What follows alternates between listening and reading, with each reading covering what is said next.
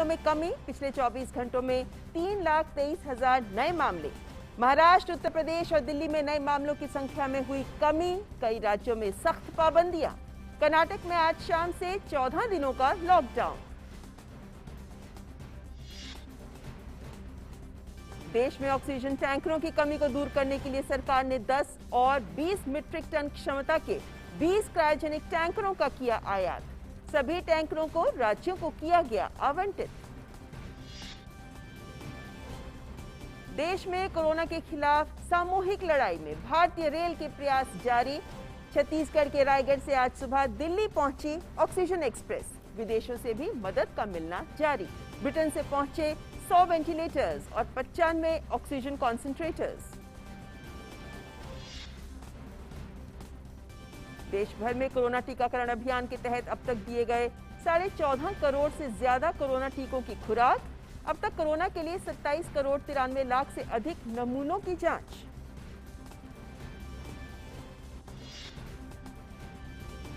यूरोपीय फुटबॉल में super league से हुई हलचल के बाद यूएफए चैंपियंस लीग की एक हफ्ते बाद वापसी।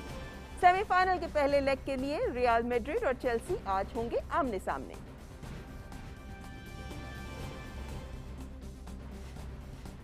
और सबसे पहले बड़ी खबर से करते हैं शुरुआत।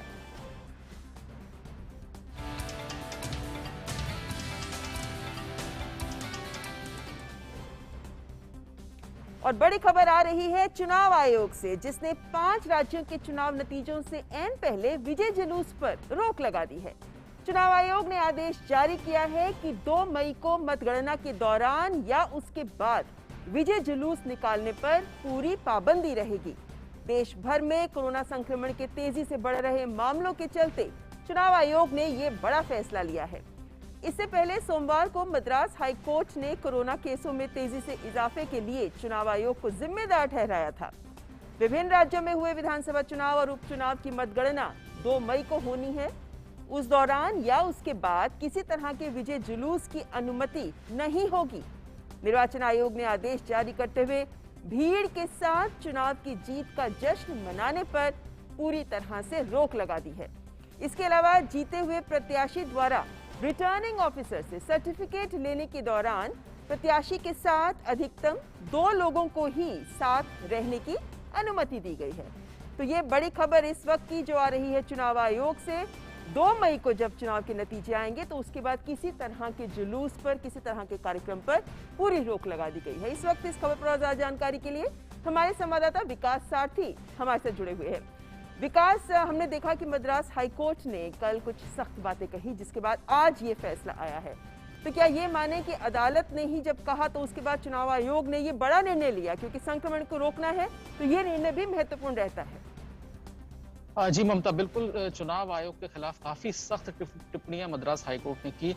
हालांकि चुनाव आयोग ने अगर कोविड प्रोटोकॉल की बात की जाए तो सभी जगहों पर, सभी राज्यों में ये साफ निर्देश दिए थे कि चुनाव किस तरह से कराए जाएंगे और जो स्टाफ जिसको चुनाव कराने थे उनके लिए पर्याप्त संसाधन दिए गए थे।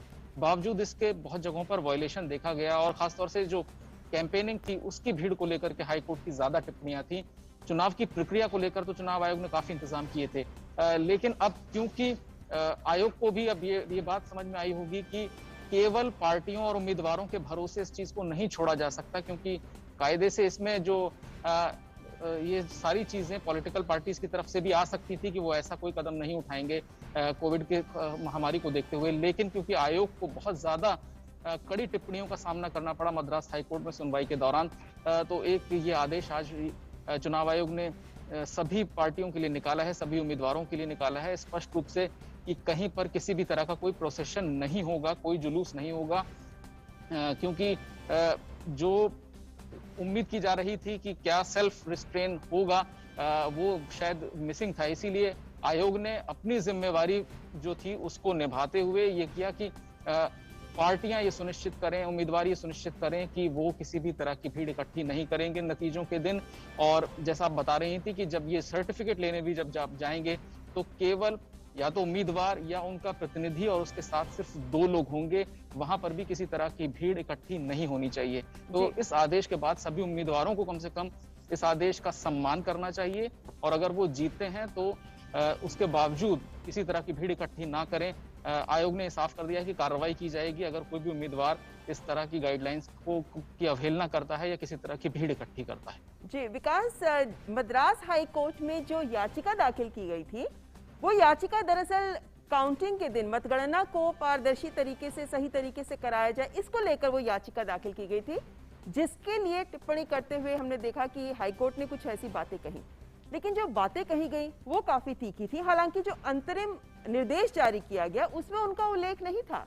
तो क्या हम ये भी माने कि क्या ये अदालत की तरफ से एक संकेत देश की तमाम संस्थाओं को कि ऐसी आपदा महामारी के वक्त संजीदगी से, गंभीरता से काम करें? बिल्कुल, देखिए ममता, जहां तक काउंटिंग की बात करें, और काउंटिंग तो बहुत ही, उसमें तो काफी जो लोग हैं सीमित तादाद में होते हैं और वहां पर प्रोटोकॉल को फॉलो करा पाना कोई बड़ी मुश्किल बात नहीं है आयोग के लिए। यहाँ तक कि चुनाव कराने के लिए जो बूथ के अंदर की व्यवस्था है उसको भी आयोग हैंडल कर सकता है, पूरी तरह से उसको सुचारू रूप से किया है और आगे भी कर सकता है। लेकिन सारी जो समस्या थी, जो आप भीड़ की जो बात कहें, तो क्योंकि ये जो पूरी चीजें होंगी, नतीजे एक बार निकल गए तो आयोग के पास कोई ऐसा नियंत्रण करने की व्यवस्था नहीं कि कितनी भीड़ लेकर के लोग पहुंच रहे हैं, उम्मीदवार जो पहुंच रहे हैं, पार्टियां किस तरह का जश्न मना रही हैं। हमने देखा है पार्टी मुख्यालयों के बाहर जश्न होता है, जहां पर जो पार्टी सरकार बनाने की स्थिति में आती है। जब बिहार के चुनाव हुए उसमें भी आपने देखा कि नतीजों के बाद सभी पार्टियों में भीड़ जमा थी, उम्मीदवार काफी भीड़ लेकर के पहुंचे थे अपना सर्टिफिकेट लेने के लिए। तो उस स्थिति से बचने के लिए यहाँ पर यह आदेश बहुत जरूरी था और इसका पालन पूरी तरह से कराना जो स्थानीय प्रशासन है, जो पुलिस अधिकारी हैं, उनकी जिम्मेदारी है, ताकि वो इस आदेश के सहारे किसी भी तरह से इकट्ठी होने वाली भीड़ को रोक सके। बिल्कुल, तो अदालत की तरफ से जो कल कहा गया उसके बाद चुनाव आयोग ने एक बड़ा कदम उठाया है और इसको देखते हुए ये महत्वपूर्ण हो जाता है कि सभी राजनीतिक दल, सभी नेता अपनी जिम्मेदारी को भी समझें और ऐसे में जबकि गंभीर संक्रमण को रोकना जरूरी है तो चुनाव आयोग के इस निर्देश का पूरी तरह से पालन किया जाए, ये भी देखना बहुत जरूरी है। बहुत बहुत शुक्रिया विकास सारथी हमारे साथ किस खबर पर जुड़ने के लिए। और आइए बात कर लेते हैं ताजा खबर की।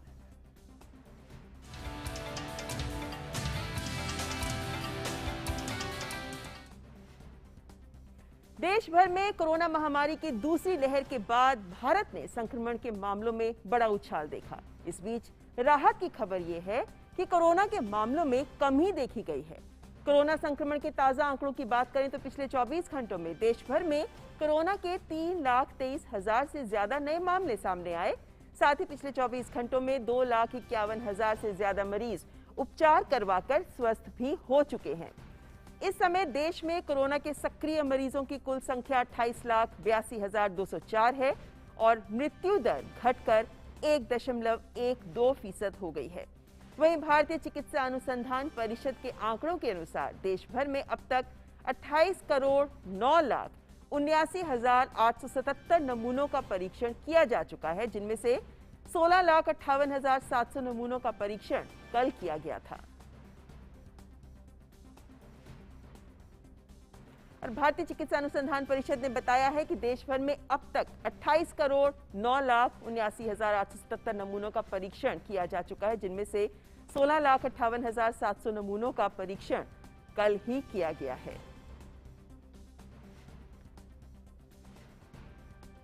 वहीं अगर देश में कोविड-19 के टीकाकरण अभियान की बात करें तो इसको भी बड़े पैमाने पर रफ्तार दी जा रही है। स्वास्थ्य और परिवार कल्याण मंत्रालय के अनुसार पिछले 24 घंटों में 33,59,963 लोगों ने कोरोना का टीका लगवाया है। वहीं अब तक देश में 14,52,71,186 कोरोना के टीके लगाए जा चुके हैं। और हम जानते हैं कि 1 मई से 18 साल से ऊपर के लोगों के लिए भी कोरोना का टीकाकरण शुरू हो जाएगा। 27 कल की बात करें तो 28 अप्रैल की रात से ही शुरू हो जाएगा इसका रजिस्ट्रेशन, पंजीकरण।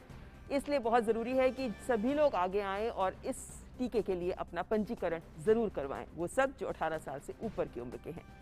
और दिल्ली की बात कर लेते हैं। राजधानी दिल्ली में कल कोरोना संक्रमण के 20,201 नए मामले सामने आए, जो कि पिछले कुछ दिनों से आ रहे मामलों में गिरावट का संकेत दे रहे हैं। पिछले 24 घंटों में 22,000 से ज्यादा लोग स्वस्थ भी हुए। देश की राजधानी में सक्रिय मरीजों की संख्या 92,358 है और पिछले 24 घंटों में 43,000 से अधिक लोगों को कोविड का टीका लगाया गया है।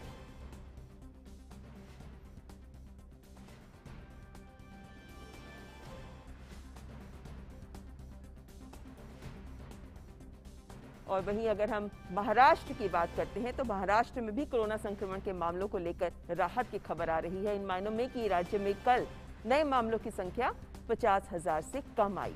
राज्य में कल 48,700 नए मामले सामने आए, जिसके बाद प्रदेश में कुल कोरोना मामलों की संख्या 43,43,727 हो चुकी है।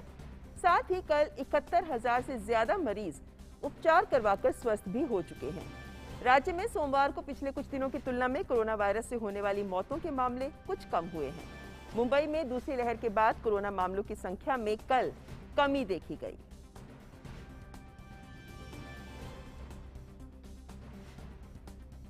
तो महाराष्ट्र से ये खबर आ रही है जो एक संकेत है कि आंकड़े दिखा रहे हैं कि संक्रमण कम हो रहा है। हमारे साथ हमारे संवाददाता शिशिर सेलार इस वक्त सीधे मुंबई से जुड़े हुए हैं। शिशिर, जो आंकड़े बता रहे हैं वो दिखाते हैं कि जो संक्रमण है वो थोड़ा कम हो रहा है। कितनी राहत की बात हो सकती है ये, खासकर तब जब हम जानते हैं कि सरकारें लगातार कड़े कदम उठा रही हैं कि संक्रमण को रोका जा सके। बिल्कुल, मतलब देखिए जिस प्रकार से आंकड़े हैं, चूंकि कल का आंकड़ा अगर देखें तो 48,000 जो है कोरोना मरीज पाए गए पूरे राज्य में। यही आंकड़े की बात करें तो पिछले 2-3 हफ्तों से हम लगातार देख पा रहे हैं कि 50,000 से ज़्यादा अगर एक अमूमन अगर एवरेज देखा जाए तो 65,000 से लेकर 68,000 तक आंकड़े जो है महाराष्ट्र में पाए जा रहे थे। लेकिन कल अगर देखा जाए तो तकरीबन 48,000 आंकड़े पाए गए और जो रिकवर पेशेंट की तादाद थी वो तकरीबन 71,000 थी। तो हम कह सकते हैं कि रिकवरी जो है कल सबसे ज़्यादा हुई थी। तो ये राहत भरी बात महाराष्ट्रवासी के लिए। और दूसरी बात मुंबई की अगर बात करें, जो कि मुंबई में अगर देखा जाए तकरीबन 10,000 से ज़्यादा आंकड़े मुंबई में जो है हर रोज़ हम देख पा रहे थे, लेकिन कल ये आंकड़े घटकर तकरीबन 3,000 आंकड़े हो चुके हैं। हालांकि इसके पीछे कारण ये भी कुछ लोग बता रहे हैं, जिस प्रकार से टेस्टिंग की जा रही है, टेस्टिंग की संख्या थोड़ी सी कम होने के कारण भी कहीं ना कहीं आंकड़े हम कम दिखाई दे रहे हैं। लेकिन चूंकि अगर एक लार्जर पिक्चर देखें तो जाहिर सी बात है इस कहीं ना कहीं आंकड़ों में जिस प्रकार से हम देख पा रहे हैं कि कर्फ्यू लगाया गया राज्य में, साथ ही साथ जो स्ट्रिक्ट लॉकडाउन लगाया गया उसी का असर हम देख पा रहे हैं कि आंकड़े अमूमन कुछ कम होते हुए दिखाई दे रहे हैं। लेकिन बात करें अगर स्थिति की तो आज भी अगर देखा जाए 500 के ऊपर जो है डेथ रजिस्टर किया महाराष्ट्र में, जो चिंता का विषय है। हालांकि इन आंकड़ों में भी हम कमी देख पा रहे हैं, लेकिन अगर एवरेज देखा जाए तो ये भी आंकड़े देखा जाए 500 के ऊपर, ये भी कहीं ना कहीं चिंता का विषय है। साथ ही साथ जो महत्वपूर्ण चीज़ें इसमें ये भी है कि जिस प्रकार से ऑक्सीजन की किल्लत थी या फिर हम कह रहे थे रेमडेसिविर की एक कहीं ना कहीं किल्लत महाराष्ट्र में थी, तो ऐसे में अगर देखा जाए काफ़ी हद तक जो है ऑक्सीजन सप्लाई को जो है रिस्टोर कर दिया गया है। खासतौर पर जो टियर 1 सिटीज़ हम बात करें मुंबई, पुणे, नागपुर की, यहाँ पर जो ऑक्सीजन की बड़ी किल्लत थी उसको कहीं ना कहीं एड्रेस किया है सरकार ने। साथ ही साथ अगर देखा जाए तो ग्रामीण इलाके हैं, उन ग्रामीण इलाकों पर भी इस वक्त जो सरकार ज़्यादा ध्यान दे रही है। हालांकि इस पूरे प्रयास में जिस प्रकार से केंद्र सरकार और साथ ही साथ बाकी अन्य जो एनजीओ की हम बात करें या फिर बड़ी बड़ी कंपनियों की बात करें, इन्होंने भी राज्य सरकार को मदद की है। और इसीलिए हम देख पा रहे हैं कि राज्य में फिर चाहे वो ऑक्सीजन एक्सप्रेस की हम बात करें या फिर हम रेमडेसिविर की बात करें, इस प्रकार सप्लाई महाराष्ट्र को मिल रहा है। तो ऐसे में आने वाले समय में अगर इस प्रकार से आंकड़े कम होते गए तो जाहिर सी बात है पूरी तरह से कंट्रोल में महाराष्ट्र में कोरोना होगा। लेकिन इसके लिए जिस प्रकार से जो त्रिसूत्री है, हम बात कर रहे थे 3T की, मतलब टेस्टिंग, ट्रेसिंग और ट्रीटमेंट, इस पर सबसे ज्यादा ध्यान देना होगा। वही दूसरी ओर ममता, मैं ये भी कहना चाहूंगा कि आंकड़े जरूर हम अलग कहानी बयां कर रहे हैं, लेकिन जो हम बात कर रहे थे वैक्सीनेशन की, कल अगर महाराष्ट्र में देखा जाए रिकॉर्ड जिस प्रकार से वैक्सीनेशन का बना है, तकरीबन 5 लाख लोगों को वैक्सीन दी गई है। ये अब तक का सबसे ज्यादा नंबर रहा है। तो एक तरफ सरकार जो है यहाँ पे लगातार हम देख रहे हैं कि वैक्सीनेशन को लेकर महाराष्ट्र लगातार अच्छा काम कर रहा है। आपने बताया कि किस तरीके से टेस्टिंग कम होने से भी अगर आंकड़े कम हो रहे हैं तो उस पर गौर किया जाना बहुत जरूरी है। ऑक्सीजन सप्लाई बेहतर हो रही है अस्पतालों में, हम देख रहे हैं ऑक्सीजन एक्सप्रेस भी लगातार महाराष्ट्र को ऑक्सीजन सप्लाई कर रही है। रेमडेसिविर के इंजेक्शन को भी सबसे ज्यादा आवंटन महाराष्ट्र को ही किया गया है। लेकिन अगर हम 18 साल से बड़ी उम्र के लोगों के लिए वैक्सीनेशन की कल से रजिस्ट्रेशन की शुरुआत होनी है, उसकी मैं बात अगर करना चाहूँ, अभी तक वैक्सीनेशन में बहुत अच्छी रफ्तार महाराष्ट्र में देखी गई है। अब जबकि 18 साल से ऊपर के लोगों का पंजीकरण शुरू हो जाएगा 28 अप्रैल से, कितना तैयार है महाराष्ट्र अब इसके लिए?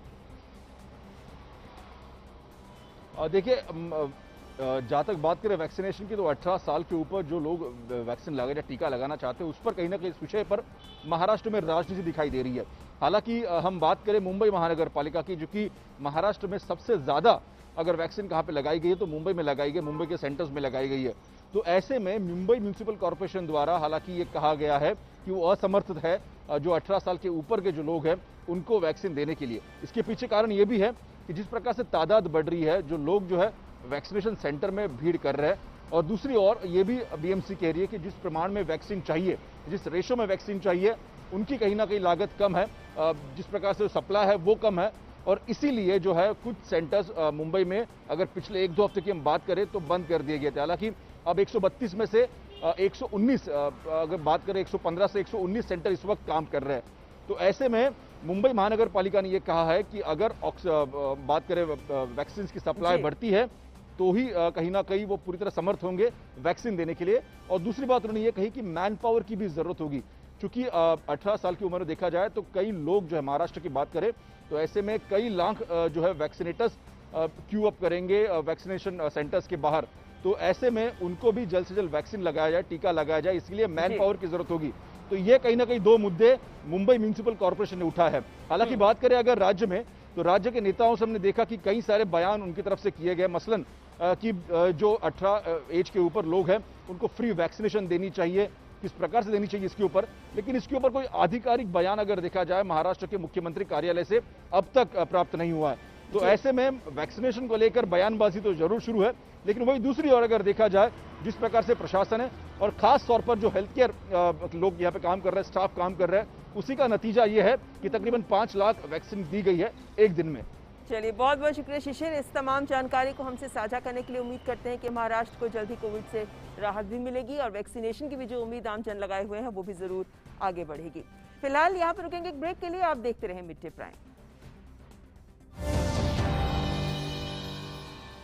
खुश है ये आसमां जमीन, हर तरफ छाए हैं हम ये, ऐसी कूल है अपनी कहानी, चिल करके जीनी जवानी, चलने दे बस दिल की मनमानी। I'm cool, chill your bill, I'm cool, chill your bill, I'm cool, chill your bill। और मिड डे प्राइम में हम लगातार बात कर रहे हैं कि अलग अलग प्रदेशों में कोविड की क्या हालत है, और हमारे रिपोर्टर्स हमें पूरी जानकारी दे रहे हैं। तो आइए रुक कर लेते हैं उत्तर प्रदेश का, क्योंकि यहाँ पिछले 24 घंटों में 33,574 नए कोविड के मामले सामने आए हैं, जबकि 249 लोगों की मौत हुई है। उत्तर प्रदेश में पिछले 24 घंटों में 26,719 मरीज स्वस्थ हुए हैं। सीएम योगी आदित्यनाथ ने कहा है कि पिछले 3 दिनों में कोविड के नए मामलों में कमी आई है। राज्य में बेड, ऑक्सीजन और जीवन रक्षक दवाओं की कमी नहीं है। उन्होंने अधिकारियों से सभी जरूरतमंद कोविड मरीजों के लिए बेड भी सुनिश्चित करने को कहा है। सरकारी और निजी अस्पतालों में बेड उपलब्ध रहने पर अस्पताल मरीजों को भर्ती करने से मना नहीं कर सकते। अगर सरकारी अस्पताल में बेड उपलब्ध नहीं है तो मरीज को निजी अस्पताल में भर्ती किया जाएगा। तो कड़े निर्देश मुख्यमंत्री की ओर से उत्तर प्रदेश में दिए गए हैं, जिन्हें जमीन पर भी लागू किया जा रहा है। वहीं कोविड की स्थिति को देखते हुए कर्नाटक में आज रात 9 बजे से पूरे राज्य में 14 दिनों के लिए लॉकडाउन लग गया है। इस दौरान सुबह 6 बजे से रात के 10 बजे तक केवल आवश्यक सेवाएं खुली रहेंगी। मुख्यमंत्री बीएस येदियुरप्पा ने कल राज्य मंत्रिमंडल की बैठक के बाद ये घोषणा की। राज्य में कोई सार्वजनिक वाहन नहीं चलेंगे। बेंगलुरु में मेट्रो ट्रेन भी नहीं चलेगी। मुख्यमंत्री ने कहा है कि विनिर्माण इकाइयों को छोड़कर सभी उद्योग बंद रहेंगे। ग्रामीण क्षेत्रों की बात करें तो यहाँ कृषि संबंधी सभी गतिविधियां जारी रहेंगी। वहीं शहरों में कृषि उत्पाद बाजार सुबह सीमित अवधि के लिए काम करेंगे।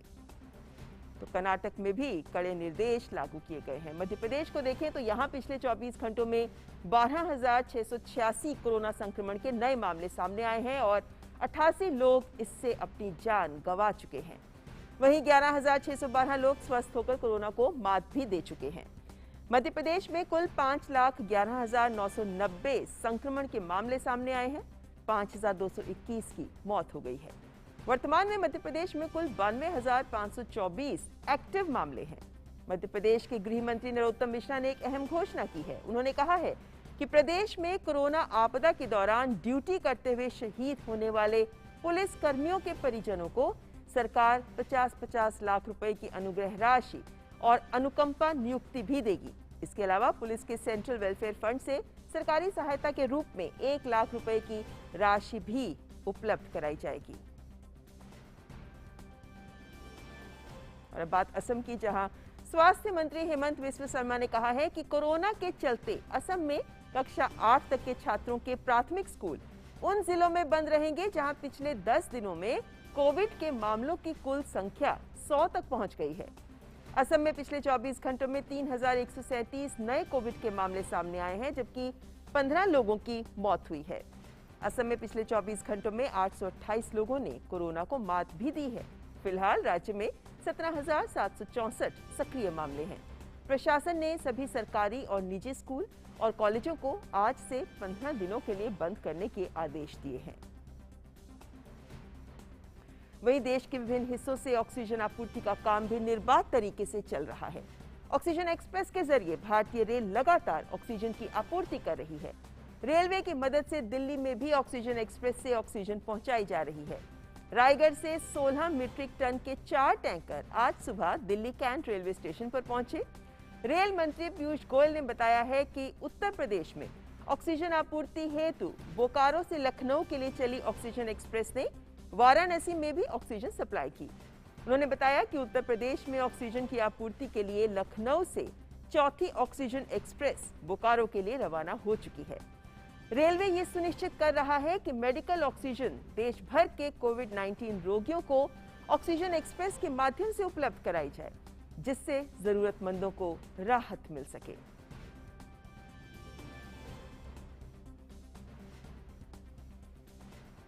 तो भारतीय रेल जो ऐसे समय पर एक उदाहरण प्रस्तुत करते हुए देश में ऑक्सीजन की सप्लाई में अहम भूमिका निभा रही है। इस वक्त हमारे संवाददाता राजेश राज, नितेंद्र सिंह और असम से मृदु स्मिता तीनों हमारे साथ जुड़े हुए हैं। राजेश, अभी हम बात कर रहे थे भारतीय रेल की और ऑक्सीजन एक्सप्रेस किस तरीके से एक जगह से दूसरी जगह ऑक्सीजन सप्लाई कर रही है। आंकड़े कहते हैं कि आज सुबह तक 450 मीट्रिक टन तक ऑक्सीजन एक्सप्रेस के जरिए सप्लाई की जा चुकी है। ताजा जानकारी क्या है? देखिए, बिल्कुल आपने सही कहा। जो रेल मंत्रालय के जो आंकड़े हैं वो इस बात की तस्दीक करते हैं, वो गवाही देते हैं कि आज सुबह तक 450 टन ऑक्सीजन जो है वो देश के विभिन्न शहरों तक जो है वो बोकारो से पहुंच चुका है। और जैसा कि रेल मंत्री पीयूष गोयल ने भी ट्वीट करके ये जानकारी दी कि जो लखनऊ के लिए जो ऑक्सीजन एक्सप्रेस जा रही थी वो बनारस में रुककर उसने वाराणसी को भी ऑक्सीजन सप्लाई किया। और इसके अलावा दिल्ली छावनी का जो रेलवे स्टेशन है, जो दिल्ली कैंट है, वहां पर आज तड़के 3-3:30 बजे के आसपास जो है वो 4 टैंकर वहां पहुंचता है और ऑक्सीजन एक्सप्रेस जो है वो 4 टैंकर से दिल्ली को ऑक्सीजन मुहैया कराता है। तो हम कह सकते हैं कि दिल्ली में जिस तरीके से ऑक्सीजन के लिए लोगों को दिक्कतों का सामना करना पड़ रहा था, उसमें रेल मंत्रालय का यह सहयोग लोगों की प्राण बचाने में बहुत ही कारगर साबित हो सकता है, मददगार साबित हो सकता है। और अस्पतालों तक जब ये ऑक्सीजन पहुंचेगा तो कहीं ना कहीं लोगों के लिए राहत का पैगाम लेकर आएगा। इसके अलावा अगर बात करें तो रेल मंत्रालय के द्वारा लगातार इस बात की पुष्टि की जा रही है कि छत्तीसगढ़ के रायगढ़ से, झारखंड के बोकारो से, जमशेदपुर से या फिर महाराष्ट्र से खाली टैंकरों को बोकारो भेजा गया और बोकारो से विभिन्न स्थलों पर जो है वो ऑक्सीजन सिलेंडर जो है वो भेजने की, ऑक्सीजन टैंकर भेजने की कोशिश की गई। इसके अलावा अगर बात करें तो मध्य प्रदेश और जबलपुर में भी जो बोकारो से सिलेंडर जो है वो चल पड़ा है और ये उम्मीद की जा रही है कि शाम तक मध्य प्रदेश और जबलपुर को भी जो ऑक्सीजन एक्सप्रेस है वो ऑक्सीजन मुहैया करा देगा। भारतीय रेल पिछली बार भी, ममता आपको याद हो कि जब कोरोना की पहली लहर चली थी उस वक्त भी भारतीय रेल ने श्रमिकों को श्रमिक स्पेशल ट्रेन चलाकर गंतव्य स्थल तक पहुंचाने की कोशिश की थी। एक जगह से दूसरे स्थल तक पहुंचाने में बहुत मदद की। यहाँ तक कि भोजन, पानी और बिस्लरी के जो बोतल्स थे वो भी देने की कोशिश की और सोशल डिस्टेंसिंग का ख्याल रखते हुए भारतीय रेल ने स्पेशल ट्रेनें चलाकर लोगों की सेवा करने का काम किया। जो राजेश, वहीं अगर हम इस बार की बात करें तो आपने ऑक्सीजन एक्सप्रेस की बात की। चेयरमैन जो सुनीत शर्मा है जी, उन्होंने ये कहा भी है अपने राजेश, प्रेस कॉन्फ्रेंस में कि अगर जरूरत पड़ी तो अभी भी हम ट्रेन चलाकर रिक्वायरमेंट के हिसाब से लोगों की सेवा करेंगे। जी राजेश, मैं भारतीय रेल के योगदान के कहीं एक ना और कहीं पहलू को ऑक्सीजन आपके मुहैया सामने रखना कर चाहूंगी। भारतीय रेल लगातार लोगों की सेवा करने में जुटा हुआ है। जी, अगर आपको मेरी आवाज आ रही है राजेश, तो आपसे ये भी जानना चाहूंगी कि इस बार भी कोविड केयर के लिए अपनी कोचेस देने का काम भी खबर आ रही है कि भारतीय रेल जोर शोर से कर रही है।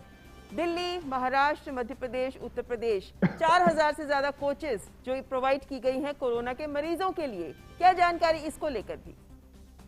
जी बिल्कुल, आपने सही कहा। 4000 कोचेस तैयार किए गए हैं, जिसमें 64,000 से ज्यादा बेड जो है वो मुसाफिरों के लिए, जो आम लोग जो पीड़ित हो गए कोरोना से, उनके लिए तैयार किया गया है। आनंद विहार रेलवे स्टेशन पर, शकरबस्ती रेलवे स्टेशन जो नई दिल्ली में है, वहां पर लगातार रेलवे कोचेज में आइसोलेशन की व्यवस्था की गई है, डॉक्टर की व्यवस्था की गई है, और तमाम तरह के एहतियात के बीच भारतीय रेल 4000 कोचेज में 64,000 जो है वो बेड की व्यवस्था कर लोगों के लिए राहत की पैगाम लेकर आया है। ये बात और है कि लोग वहां तक कैसे पहुंचे, लोगों को कैसे उसकी जानकारी हो, इसके लिए तमाम जो मीडिया कर्मी हैं या तमाम जो सोशल साइट्स हैं, वहां पर भी भारतीय रेल जो है इन खबरों को डालकर लोगों को जानकारी देने की कोशिश कर रहा है। तो हम कह सकते हैं कि भारतीय रेल अपने गुरुतर दायित्व का निर्वहन कर रही है,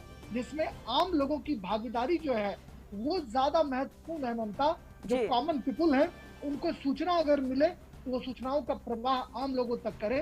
बिल्कुल, और चूंकि ये कोचेस रेलवे स्टेशनों पर खड़े किए गए हैं राजेश, भारतीय रेल और रेल मंत्री स्वयं लगातार ट्वीट कर इस बात की जानकारी दे रहे हैं।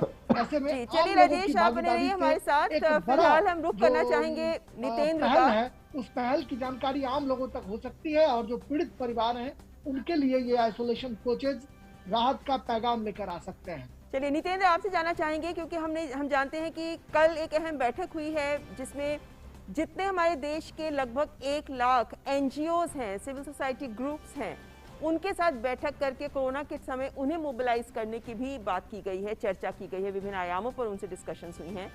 ये बात कल भी प्रेस वार्ता जब हुई स्वास्थ्य मंत्रालय की, तो इस बात को सामने आया गया कि हर व्यक्ति को, नागरिक को अपनी जिम्मेदारी समझनी होगी। कहां तक सभी संसाधनों के साथ साथ इन सिविल सोसाइटी ग्रुप्स को भी साथ लेकर हालात बेहतर करने की कवायद हो रही है? देखिए ममता, कोरोना से लड़ना सिर्फ अस्पताल और सिर्फ हॉस्पिटल मैनेजमेंट से नहीं होगा। कोरोना को हम चारों तरफ से लड़ते हैं, और जब हम पूरी एक सोसाइटी का अप्रोच उसमें शामिल होगा तभी जाके इस पर नियंत्रण होगा। पहला काम होता है कि कोरोना से बचें। कोरोना से बचने के लिए पहला काम है कि मास्क लगाए। जैसे हम लोगों ने लगाया, घर में भी मास्क लगाया है, तो मास्क जरूरी है। मास्क अगर आप लगाते हैं, जो 2 गज की दूरी है उसका पालन करते हैं, भीड़ भाड़ में जाने से बचते हैं, और आप हाथ धोते रहते हैं, तो पहली बात तो आप कोरोना के संक्रमण से बचेंगे। और यही जरूरी है इस वक्त, क्योंकि मैं देखा जा रहा है कि लोगों में ढिलाई बरती गई है। लोग मास्क नहीं पहनते। अगर आप सड़कों पर निकले, बाजार में जाएं, तो मैक्सिमम लोग बिना मास्क के नजर आएंगे। जो मास्क पहने भी हैं वो नाक और ठुड्डी के नीचे उनका मास्क लटकता रहता है, चाहे आप मार्केट में जाएं, कहीं भी आप देखिएगा। और यही लापरवाही भारी पड़ी है हम सब के बीच में। तो इसी वजह से स्वास्थ्य मंत्रालय और सरकार, चाहे वो केंद्र की हो या राज्य की हो या जिला प्रशासन, उनका ये अप्रोच है कि अगर सोसाइटी के लोग, जो सिविल सोसाइटी के लोग हैं, एनजीओ हैं, या फिर जो एनसीसी के हैं, या फिर जो लोकल लीडर्स हैं, जो धार्मिक गुरु हैं, उन तमाम लोग अगर अपने एरिया में लोगों को समझाएंगे, बताएंगे कि मास्क कितना जरूरी है, मास्क पहने, जो कोविड का व्यवहार है उसका पालन करें, तो वायरस का संक्रमण रुकेगा। और जब ये रुकेगा तभी हमारे अस्पतालों पर भी बोझ कम पड़ेंगे। और आप जो हम देख रहे हैं कि कई सारे लोगों की जान चली जा रही है, सीवियर हो जा रहा है, तो वो सीवियर की जो रफ्तार है उसको भी कम करने में मदद मिलेगी। इसलिए जरूरत है कि सभी लोग मिल करके इसमें भूमिका निभाएं। खासतौर पे अगर आपको दिखता है कि कोई आपके सामने वाला मास्क नहीं पहना, तो जरूर आप टोकें उसको, चाहे वो कोई हो, आपका कलीग हो, आपके घर का परिवार हो, आपका कोई भी रिक्शा वाला हो या फिर दूध लेने वाला हो या फिर आप सब्जी लेने जाते हैं या मार्केट में कहीं जाते हैं, अगर कोई भी दिखता है बिना मास्क के तो जरूर आप टोके कि मास्क जरूर पहने, और यही कवायद करने की कोशिश की जा रही है।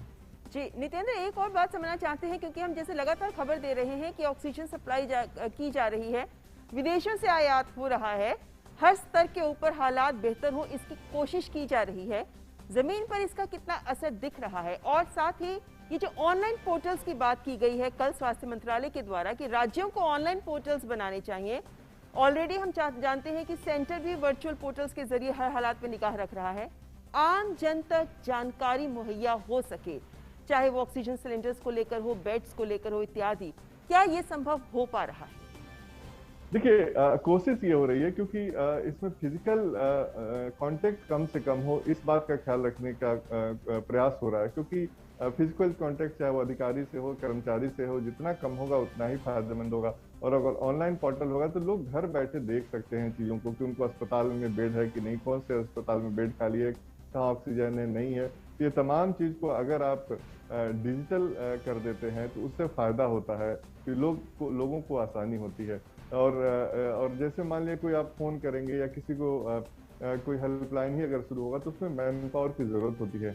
ऐसे में जो ऑनलाइन पोर्टल है वो ज़्यादा बेनिफिट करेगा, इसीलिए राज्यों को ये सुझाव दिया गया है कि ज़्यादा से ज़्यादा आप तकनीक का इस्तेमाल करें ताकि लोगों को सहूलियत हो, लोगों को पता चल सके कि उनके पास क्या बेड है या कहीं ऑक्सीजन है या नहीं है। जहाँ तक ऑक्सीजन का सवाल है, ऑक्सीजन की आपूर्ति सुनिश्चित हर तरफ की जा रही है, चाहे वो दिल्ली हो या बाकी दूसरे शहरों में भी निर्बाध तरीके से ऑक्सीजन का सप्लाई हो रहा है, रोड के माध्यम से भी, सड़क के माध्यम से भी, रेलवे के माध्यम से भी, और एयरफोर्स तो इसमें शामिल है ही है।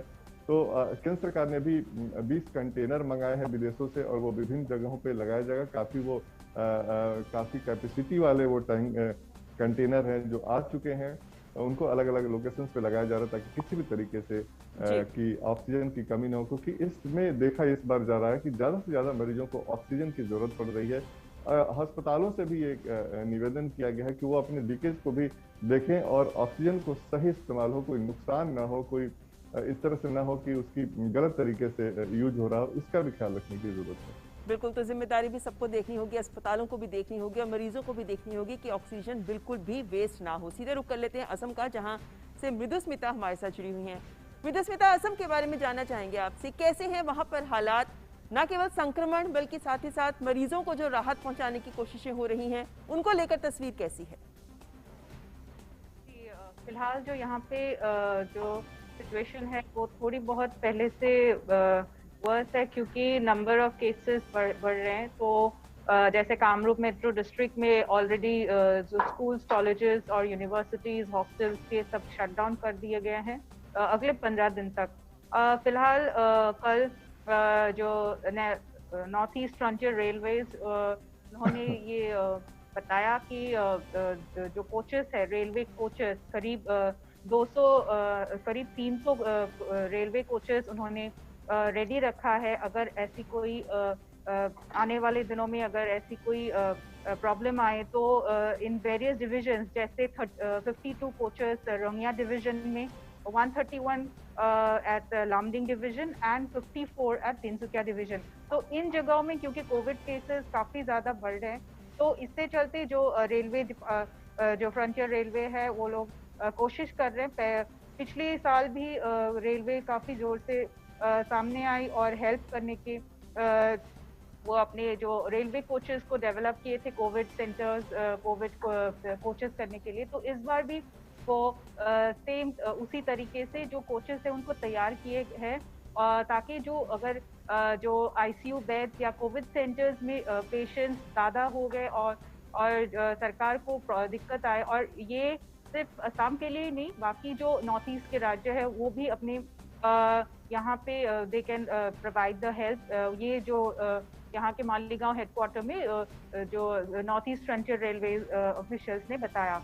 और अगर हम बात करें ऑक्सीजन जो सप्लाई की, क्योंकि पूरी कंट्री में ये एक दिक्कत हर एक स्टेट को भुगतनी पड़ रही है, क्योंकि ऑक्सीजन का जो सप्लाई है वो कम है। लेकिन यहाँ पे फिलहाल जो ऑक्सीजन कैपेसिटी फिलहाल जो पर डे जो असम को चाहिए, it is around 20 metric ton, जो फिलहाल हमारे मेडिकल डिपार्टमेंट के अनुसार हमारे पास अभी 61 मेट्रिक टन ऑलरेडी अवेलेबल है। तो इससे चलते at least next 10 days sufficient oxygen रहेगा। और स्वास्थ्य मंत्री हिमंता बिस्वा शर्मा ने ये भी बताया कि इन द नेक्स्ट 1 वीक नए कुछ ऑक्सीजन प्लांट्स जो ऑलरेडी थे लेकिन वो कमीशन नहीं हुए थे, तो वो भी चालू कर दिए जाएंगे। तो अगले दिनों में ऐसा है कि जो सप्लाई है, तो ऑक्सीजन कैपेसिटी वो और ज्यादा बढ़ने की बढ़ जाएगी। तो कि आने वाले वक्त में हालात और बेहतर हो पाएंगे असम में भी और विभिन्न राज्यों में भी, क्योंकि कोशिशें जारी हैं। तो वो कोशिश यही है कि हर स्तर पर लोगों तक राहत पहुंच सके। बहुत बहुत शुक्रिया राजेश राज, नितेंद्र सिंह और मृदुस्मिता हमारे साथ मिड डे प्राइम में जुड़ने के लिए। और आगे बढ़ने से पहले यहाँ वक्त एक ब्रेक का, आप देखते रहे मिड डे प्राइम।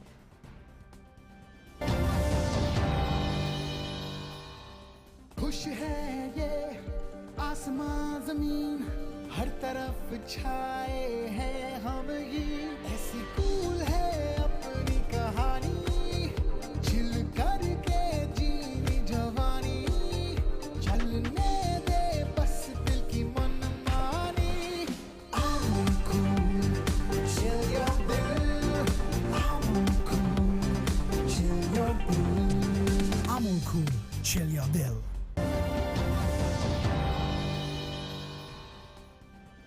और मिड डे प्राइम में रुक कर लेते हैं कुछ अन्य खबरों का। रक्षा मंत्री राजनाथ सिंह ने देश के भूतपूर्व सैनिकों और उनके आश्रितों के लिए इलाज के लिए एक बड़ा कदम उठाया है। रक्षा मंत्री के इस फैसले से कोरोना काल में पूर्व सैनिकों और उनके परिजनों के स्वास्थ्य की देखभाल में काफी मदद मिलेगी। एक ट्वीट में रक्षा मंत्रालय ने कहा है कि 51 ECHS पॉलीक्लिनिक्स में अतिरिक्त संविदा कर्मचारियों की अस्थायी भर्ती को मंजूरी दी गई है। रक्षा मंत्रालय के अनुसार मान्यता प्राप्त ECHS पॉलीक्लिनिक्स के लिए चिकित्सा अधिकारी, नर्सिंग सहायक, फार्मासिस्ट, ड्राइवर और चौकीदारों को रात की ड्यूटी के लिए स्टेशन मुख्यालय के जरिए 3 महीने के लिए काम पर रखा जाएगा। मंत्रालय ने कहा है कि इस कदम से ECHS में वरिष्ठ सैन्य कर्मियों और उनके आश्रितों को रात में तत्काल चिकित्सा की उपलब्धता सुनिश्चित होगी। इस मंजूरी की वैधता 15 अगस्त 2021 तक है। कोरोना महामारी की दूसरी लहर के मद्देनजर आयुष मंत्रालय ने आयुर्वेद और यूनानी चिकित्सा अपनाने वाले होम आइसोलेशन में कोविड के मरीजों के लिए संशोधित दिशा निर्देश जारी किए हैं। इसमें मुख्य रूप से स्वयं की देखभाल और कोविड-19 के गृह प्रबंधन पर जोर दिया गया है। आपको बता दें कि देश में बड़ी संख्या में कोविड से प्रभावित परिवार अस्पताल के बाहर इस महामारी का सामना कर रहे हैं। कोविड मरीजों के लिए ये दिशा निर्देश शास्त्रीय आयुर्वेद और यूनानी ग्रंथों, शोध अध्ययनों के परिणाम, समिति की रिपोर्ट और सिफारिशों पर आधारित हैं और जो कोविड का मुकाबला करने में हमारी लड़ाई को और मजबूत करेंगे। इनका उद्देश्य प्रभावी घरेलू देखभाल समाधान के बारे में नागरिकों में जागरूकता बढ़ाना है, ताकि उन्हें होम आइसोलेशन के दौरान प्रतिरक्षा बढ़ाने में मदद मिल सके। दिशा निर्देशों में होम आइसोलेशन के दौरान कोविड के एसिम्प्टोमेटिक और हल्के लक्षण वाले मामलों के प्रबंधन के लिए आयुर्वेद और यूनानी फॉर्मूला जैसे आयुष 64, अश्वगंधा की गोलियां आदि जैसे प्रभावी प्रमाण शामिल किए गए हैं। ये सभी दिशा निर्देश आयुष मंत्रालय की वेबसाइट पर भी उपलब्ध हैं। इसके अलावा अन्य आयुष प्रणालियों पर आधारित समान दिशा निर्देश जल्द ही जारी किए जाने की उम्मीद है। और कोरोना महामारी की दूसरी लहर में भारत को अंतर्राष्ट्रीय सहयोग भी मिल रहा है। देश में कोविड-19 महामारी की विनाशकारी दूसरी लहर से निपटने में वेंटिलेटर्स और ऑक्सीजन कॉन्सेंट्रेटर्स की तत्काल आवश्यकता को पूरा करने में मदद के लिए ब्रिटेन से जीवन रक्षक सहायता पैकेज की पहली खेप आज तड़के नई दिल्ली पहुंची। ब्रिटेन ने भारत को 100 वेंटिलेटर्स, 95 ऑक्सीजन कॉन्सेंट्रेटर्स भेजे हैं, जो आज सुबह दिल्ली पहुंच गए हैं।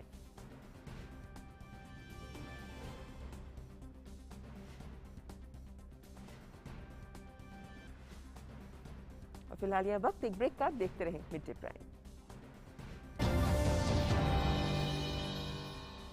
खुश है ये आसमां जमीन, हर तरफ छाए हैं हम ये, ऐसी कूल है अपनी कहानी, चिल करके जीनी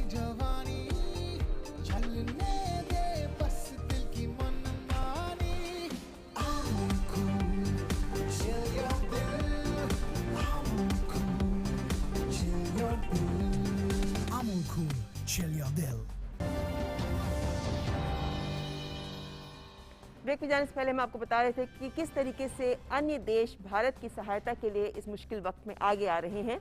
ऐसे में जहां यूके यूएस का हेल्प कर ही रहे हैं, वहीं साथ ही साथ दुबई से आए ऑक्सीजन कंटेनरों को भी पानागढ़ एयरबेस पर रिफिल किया गया है और ये टैंकर अब अपने गंतव्य के लिए रवाना हो चुके हैं।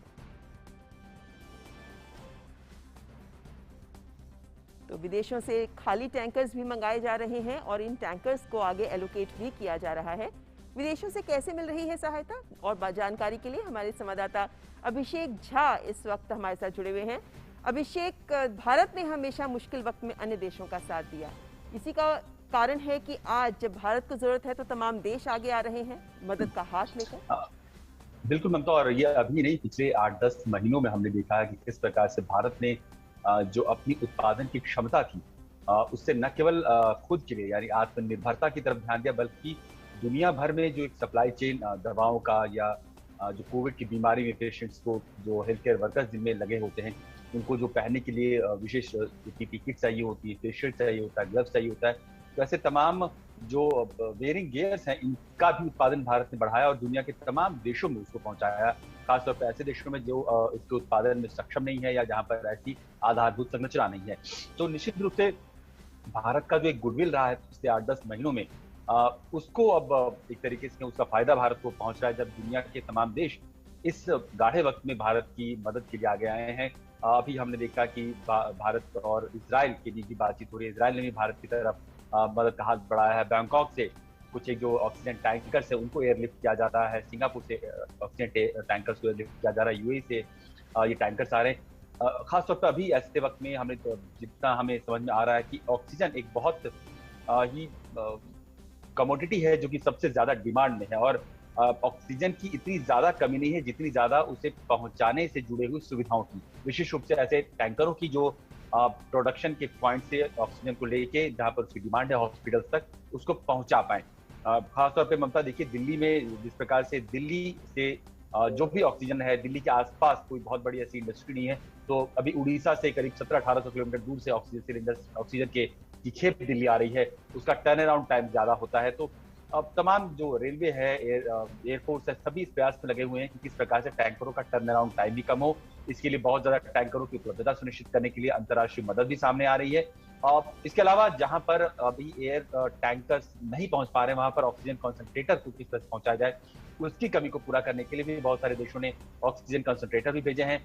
इस बीच में खबर ये भी आई है कि अमेरिका ऑक्सीजन जो है उसी की सप्लाई करने की भी कोशिश कर रहा था ताकि ऑक्सीजन की कमी को देश में पूरा किया जा सके।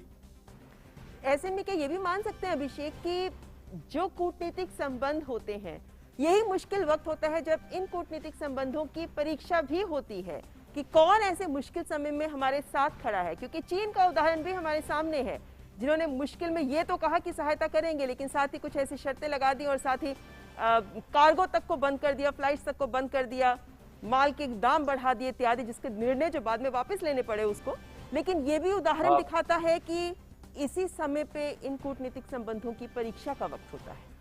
देखिए, बिल्कुल सही कहा ममता आपने, और न केवल आपके संबंधों की परीक्षा होती है बल्कि आपकी जो शख्सियत होती है। अगर दुनिया को हम एक समाज के रूप में माने तो हर देश की अपनी एक शख्सियत होगी, हर देश का अपना एक कैरेक्टर होगा। तो भारत ने अमेरिका को तो पिछले साल मदद पहुंचाई थी जब वो दवाइयों की खेप यहाँ से हाइड्रोक्सीक्लोरोक्वीन और पैरासिटामोल की अमेरिका गई थी और दुनिया के अलग अलग जगहों पर गई थी। भारत ने वैक्सीनेशन ड्राइव में भी दुनिया के उन देशों का साथ दिया है जहां पर शायद कोई मदद नहीं पहुंचेगी और जो खुद इतने गरीब और है सक्षम नहीं है कि अपने वैक्सीन का उत्पादन कर पाए या अपनी दवाइयों का उत्पादन कर पाए। वहां पर भारत ने ग्रांट के रूप में, एड के रूप में और कमर्शियल बेसिस पर भी करीब 150 देशों को दवाएं और अलग अलग तरीके से मदद पहुंचाई है।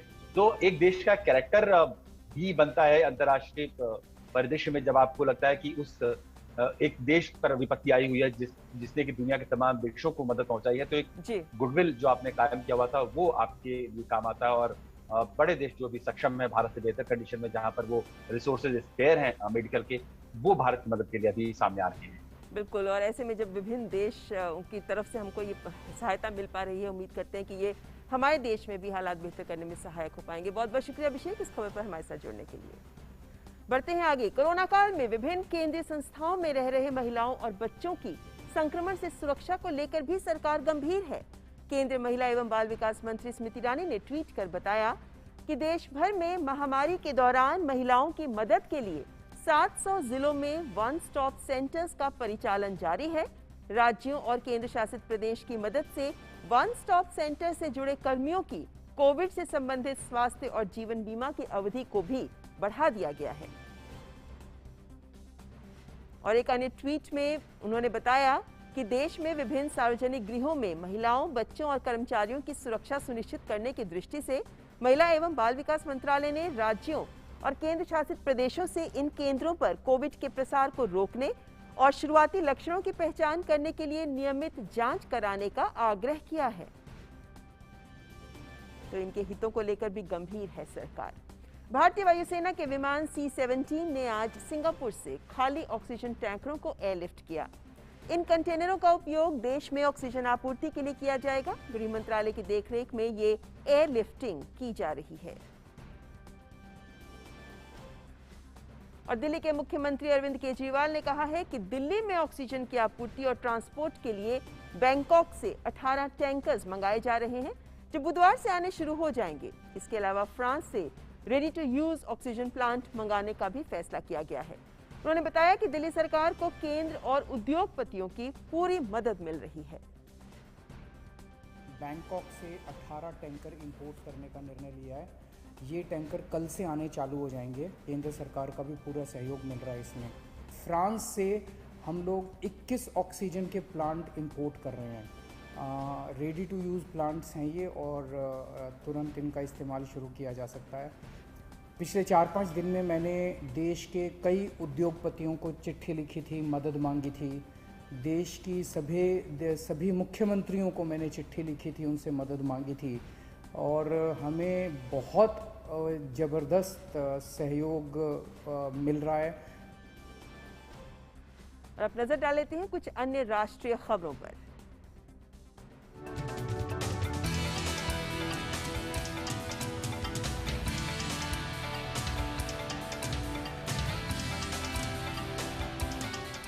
जम्मू कश्मीर के अनंतनाग में पुलिस ने तुलखान बिजबेहरा गांव में एक गुप्त ठिकाने से भारी मात्रा में मादक पदार्थ बरामद किए हैं। जानकारी मिलने पर पुलिस ने गांव की नाकेबंदी पर छापा मारा और मौका वारदात से एक आदमी को गिरफ्तार भी किया। गिरफ्तार व्यक्ति मरहामा का रहने वाला फारूक अहमद भट्ट है।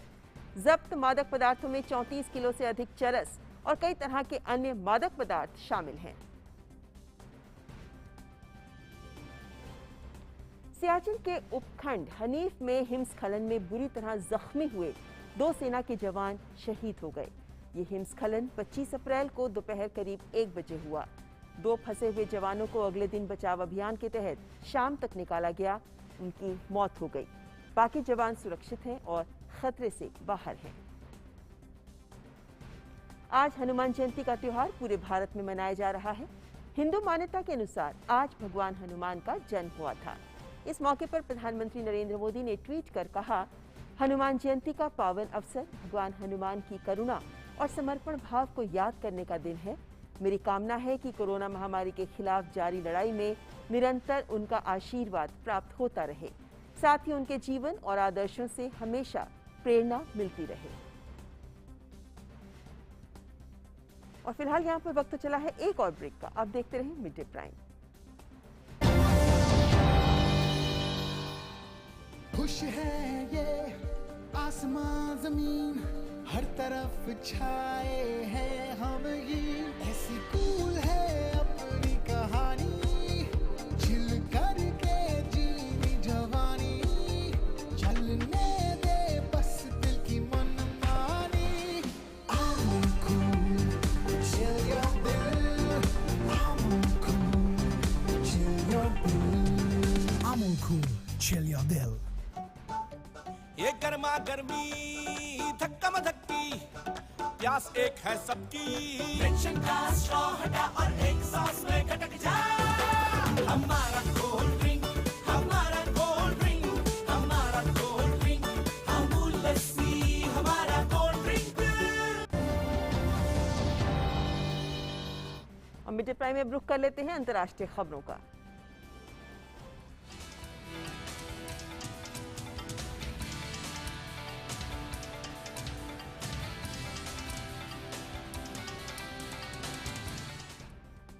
दुनिया भर में कोरोना वायरस की बात करें तो इन मामलों की कुल संख्या 14 करोड़ 84 लाख के पार हो चुकी है, जबकि 12 करोड़ 61 लाख से ज्यादा लोग कोरोना से जंग जीत कर स्वस्थ हो चुके हैं।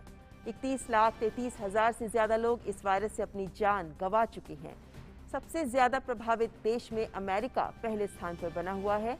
अमेरिका में सबसे अधिक कुल 3 करोड़ 28 लाख से ज्यादा संक्रमण के मामले हैं, तो वहीं यहां कोरोना से अब तक 5,86,000 से ज्यादा लोगों की मौत हो चुकी है। तुर्की के राष्ट्रपति तैयब एर्दोआन ने कोविड के बढ़ते मामले और हो रही मौतों के मद्देनजर देश में 17 मई तक के लिए पूर्ण लॉकडाउन की घोषणा की है। तुर्की के स्वास्थ्य मंत्रालय के मुताबिक पिछले 24 घंटों में 37,000 से ज्यादा कोविड के नए मामले सामने आए हैं, जबकि 353 लोगों की मौत हुई है। कैबिनेट मीटिंग में नए प्रतिबंधों की घोषणा करते हुए तुर्की के राष्ट्रपति ने कहा कि सभी अंतर शहरी यात्रा के लिए आधिकारिक अनुमति लेनी होगी। इसके अलावा सभी स्कूल बंद रहेंगे। सार्वजनिक परिवहन की सीमित संख्या में लोगों को यात्रा करने की अनुमति होगी। जरूरी सामान की खरीदारी और मेडिकल इलाज के लिए ही लोगों को बाहर निकलने की अनुमति होगी। आपात सेवा कर्मियों, खाद्य और निर्माण क्षेत्र के कर्मियों को इससे राहत दी जाएगी। वेनेजुएला संसद के चीफ जॉर्ज रॉड्रिग्स ने कहा है कि उनका देश अपने टीकाकरण अभियान के लिए Johnson and Johnson corona virus vaccine प्राप्त करने में रुचि रखता है और वहां के अधिकारी इसके दुष्प्रभावों के बारे में अधिक जानना चाहते हैं। कोवैक्स ग्लोबल वैक्सीन कार्यक्रम ने वेनेजुएला के लिए एस्ट्राजेनेका की खुराक का निर्धारण किया था, लेकिन राष्ट्रपति निकोलस मादुरो की सरकार ने रेयर ब्लड क्लॉट्स की खबरों के बाद इसका उपयोग रोक दिया। पिछले हफ्ते US centers for disease control and prevention और US food and drug administration ने 10 दिन के स्थगन के बाद जॉनसन एंड जॉनसन वैक्सीन के इस्तेमाल को फिर से शुरू करने के लिए कहा है। अत्यंत दुर्लभ लेकिन संभावित घातक रक्त के थक्कों के लिंक की जांच करने के लिए इस वैक्सीन का इस्तेमाल रोका गया था। कोरोना महामारी के तनाव से निपटने की खबर के लिए आपको न्यूयॉर्क लिए चलते हैं, जहां एक कैथेड्रल चर्च से योग की ऑनलाइन क्लास का आयोजन हो रहा है। यहां एक योग इंस्ट्रक्टर न्यूयॉर्क के लोगों के लिए मासिक ऑनलाइन योग कक्षाएं चलाती हैं ताकि उन्हें इस महामारी के कठिन समय में शारीरिक और मानसिक रूप से मजबूत रखा जा सके। चर्च पिछले साल ही योग कार्यक्रम शुरू करने की प्रक्रिया में था, लेकिन महामारी ने सब कुछ रोक दिया था। आइए अब देख लेते हैं खेल जगत की खबरें खेल प्राइम में।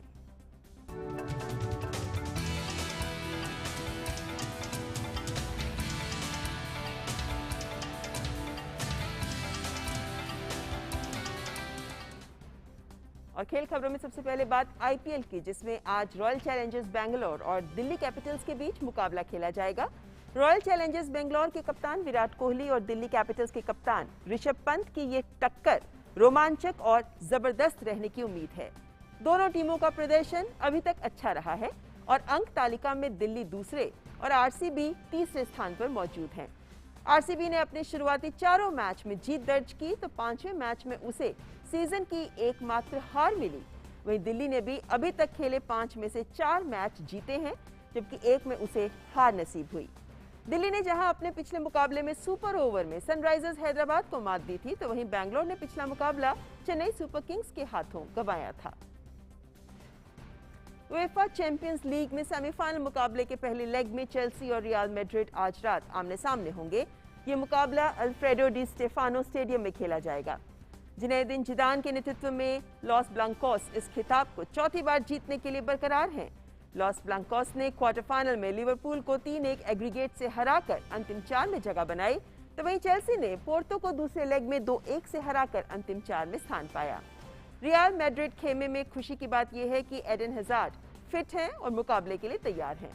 हजार्ड 2018-19 सत्र के दौरान चेल्सी को छोड़कर रियल मैड्रिड में शामिल हुए।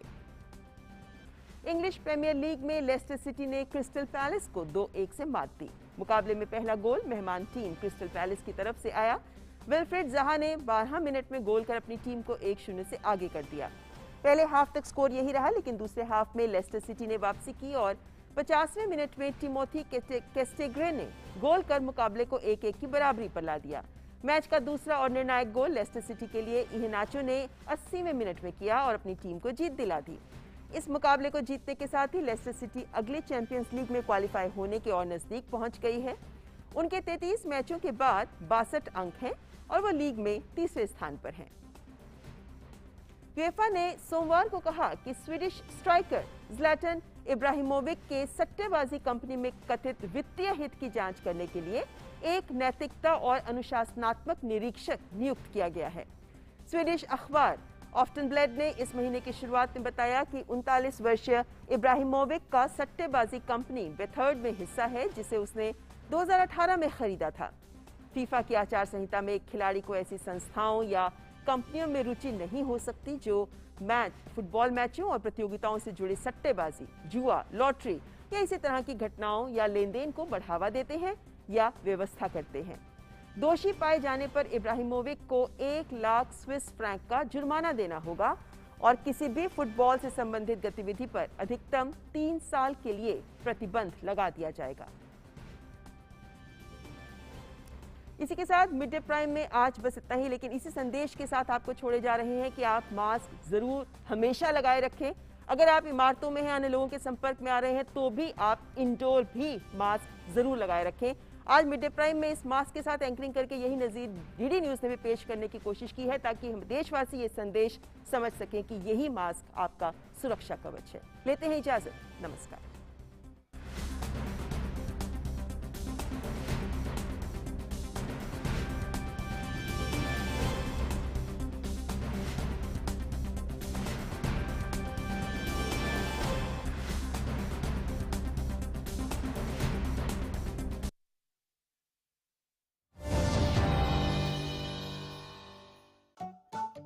ये गर्मा गर्मी धक्का धक्की, प्यास एक है सबकी, टेंशन का स्ट्रॉ हटा और एक सांस में खटक जा। हमारा कोल्ड ड्रिंक, हमारा कोल्ड ड्रिंक, हमारा कोल्ड ड्रिंक, अमूल लस्सी हमारा कोल्ड ड्रिंक।